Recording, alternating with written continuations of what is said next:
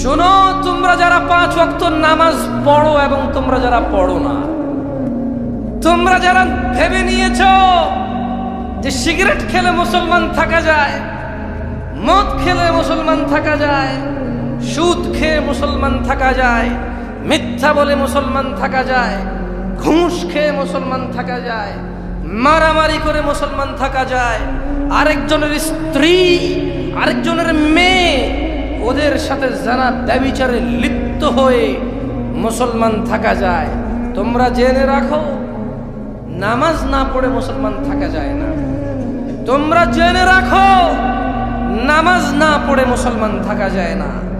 ভাগ্য আমাদের অনেক ভালো যে আমাদের আলেম ওলামারা এখনো তোমাদের পরোয়া করে, আমাদের বক্তারা এখনো তোমাদেরকে ভালোবেসে নরম সুরে বুঝায়। তোমাদের ভাগ্য অনেক ভালো, তাই তোমরা এখনো নিজেকে মুসলিম মনে করো। তবে আমি একটু ভিন্ন লোক, আমি তাই বলবো একজন বেনামাজিকে যা মুস্তাফা সাল্লাল্লাহু আলাইহি সাল্লাম বলেছে। যদি জামশেদ মজুমদার কিছু বলে সেটা তোমরা বাদ দাও, ফেলে দাও।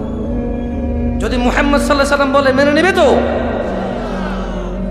মুহাম্মদ সাল্লাল্লাহু আলাইহি সাল্লাম বললে মেনে নিবে? আসসালামু আলাইকুম ওয়া রাহমাতুল্লাহি ওয়া বারাকাতুহু।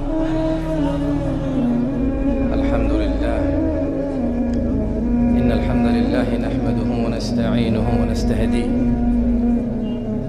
ওয়া নাউযু বিল্লাহি মিন শুরুরি আনফুসিনা ওয়া মিন সাইয়্যাতি আমালিনা। মান ইয়াহদিহিল্লাহু ফালা মুদিল্লা লাহু ওয়া মান ইউদ্লিল ফালা হাদিয়া লাহু। وأشهد أن لا إله إلا الله وحده لا شريك له وأشهد أن محمدا عبده ورسوله. فإن أصدق الحديث كتاب الله وخير الهدي هدي محمد صلى الله عليه وسلم وشر الأمور محدثتها وكل محدثة بدعة وكل بدعة ضلالة وكل ضلالة في النار. فيا عباد الله، قال الله جل وعلا: فأعوذ بالله من الشيطان الرجيم: يا أيها الذين آمنوا اتقوا الله حق تقاته ولا تموتن إلا وأنتم مسلمون. وقال الله جل وعلا: فأعوذ بالله من الشيطان الرجيم بسم الله الرحمن الرحيم: